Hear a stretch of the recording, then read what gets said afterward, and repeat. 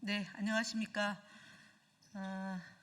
어저께 방송미디어통신위원회 설치법 통과가 됐습니다.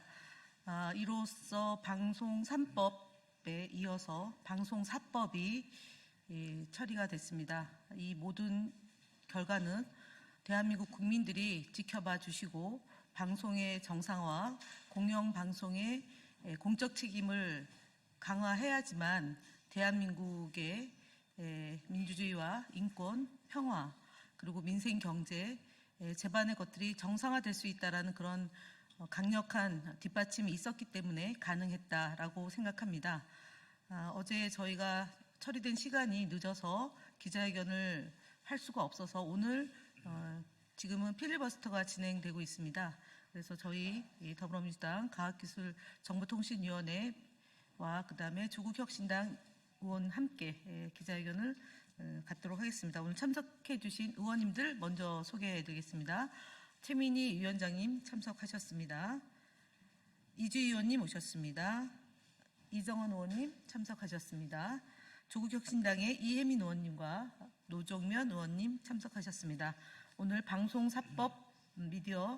방송미디어통신위원회 거버넌스 정상화 드디어 결실이라는 제하에 기자회견문 낭독을 이정원 의원님과 이혜민 의원님이 하시겠습니다.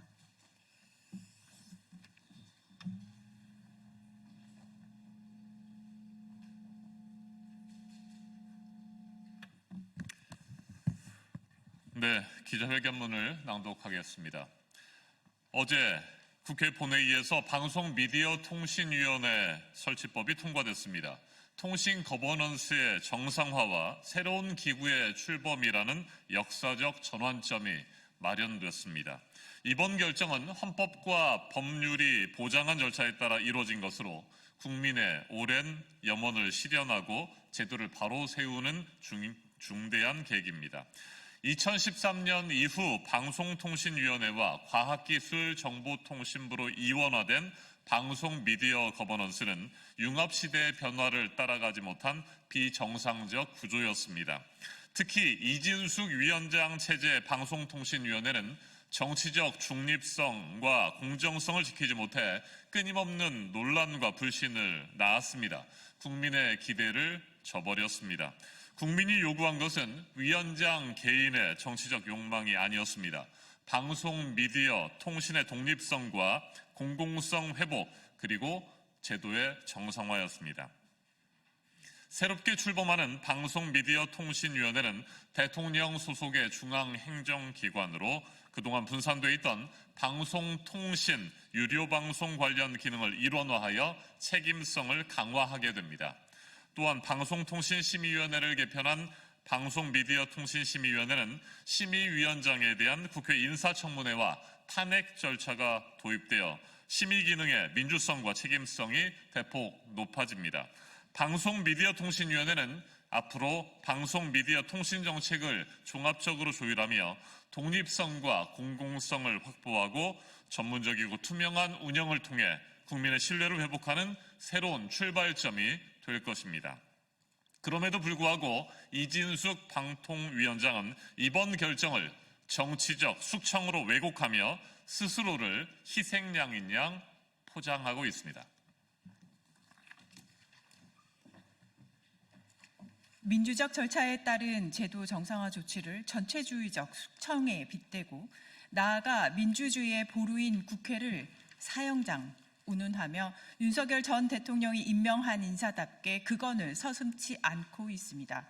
이는 역사인식을 왜곡하고 극우적인 사고를 드러낸 발언으로 국민을 호도하며 제도의 취지를 훼손하는 위험한 행위입니다. 그동안 진정한 피해자는 대한국민입니다.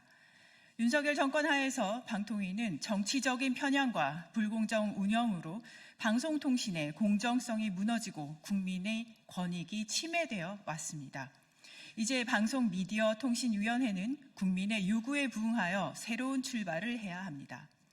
방송 3법 통과에 이어 방송미디어통신위원회 설치법까지 방송 4법이 처리되므로 정권에 의해 좌지우지되는 공영방송을 정상화하고 전문적이고 투명한 운영이 될 수 있도록 정비하였습니다. 더불어민주당, 조국혁신당 소속 과방위원들은 국민의 신뢰를 되찾을 수 있도록 끝까지 책임을 다할 것입니다. 아울러 방송통신위원회를 제대로 이끌지 못한 관련 당사자는 자연인으로 돌아가 역사 앞에 진솔히 반성하며 자숙하는 것이 국민 앞에 최소한의 도리임을 분명히 밝힙니다. 감사합니다. 2025년 9월 28일 국회 과학기술정보방송통신위원회 더불어민주당 조국혁신당 위원일동 최민희, 김현, 김우영, 노정면, 이정헌, 이주희, 이훈기, 정동영, 조인철, 한민수, 황정화, 이혜민. 감사합니다. 네, 다음으로 의견을 말씀드리도록 하겠습니다. 최민희 위원장님께서 한 말씀 하시겠습니다. 어제 방송미디어통신위원회 설치법이 통과됨으로써 이제 방송통신이 제자리를 찾아가게 되었습니다. 개인적으로는 2013년 이후 바라던 일을 이룬 날이기도 합니다. 저희는 2008년 방송통신위원회를 만들면서 가능한 미국의 FCC에 준하는 형태로 만들고자 노력했습니다.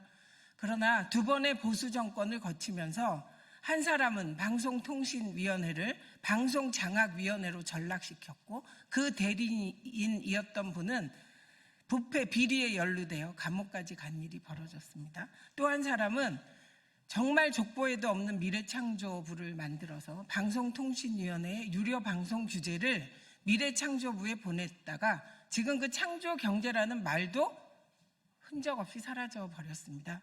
2013년 이후 민주당은 방통위를 다시 FCC에 준하는 형태로 만들어 그야말로 제대로 된 방송통신 규제와 진흥을 해보고 싶었습니다. 그게 어제 이루어진 것입니다. 저희가 방송통신 발전을 위하여 고민할 때 이준숙 씨는 어디에 있었습니까? 오늘 우리 사회는 방송 장악을 일삼던 자들이 방송 장악을 막으려는 이재명 정부와 민주당에 대하여 궤변을 늘어놓는 본말 전도의 시대를 살고 있습니다. 그러나 일부 언론사 기자들은 그것에 현혹될지 몰라도 국민들은 절대로 현혹되시지 않으리라고 믿습니다. 이제 방송미디어통신위원회 설치법이 통과됨에 따라 방송3법도 작동하게 되었습니다. 곧 공영방송이 국민 여러분의 손으로 가게 됩니다. 이 모든 건 이재명 대통령의 내려놓기 그리고 결단으로 이루어졌다는 점을 다시 한번 말씀드립니다. 그럼에도 불구하고 다시 이재명 정부에 강력히 요청드립니다.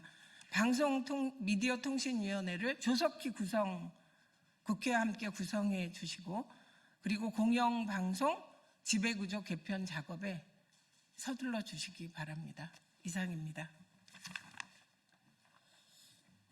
네, 조금 전에 이진숙 위원장이 1층에서 기자회견하는 것을 봤습니다. 어떤 내용을 했는지는 추후에 확인하겠지만 적어도 호남에서는 불이 안 나나라는 망언을 한 국민의힘의 이정재 의원 발언도 국회 본회의장에 김정재 의원 발언도 국회 본회의장에서 있었습니다. 그런데 이준수 방송통신위원장이 사형장에 빗댄 그 발언은 그야말로 민의 전당 민주주의 보루인 국회 본회의장을 혐오의 공간으로 만들었다는 점에서 보수의 여전사가 아니라 극우의 여전사로 등극할 것이라고 보여집니다. 정말 입에 담지 못하는 발언으로 일부 국민들에게 박수 받을지 모르겠지만 그리고 화환을 받을지 모르겠지만 그것이 곧 본인에게는 부메랑으로 돌아갈 수밖에 없다는 점을 다시 한번 말씀드리고 말에도 금도가 있다라고 하는 점을 지적하지 않을 수 없습니다. 대통령께서 국무회를 거쳐서 공표되기 전까지는 여전히 대한민국 독립기구인 대통령 소속기관의 기관장으로서 품위는 아닐지언정 그건과 망언으로 스포트라이트를 받으려고 하는 그런 얄팍한 꼼수는 중단해 주길 바랍니다. 이상 마치겠습니다.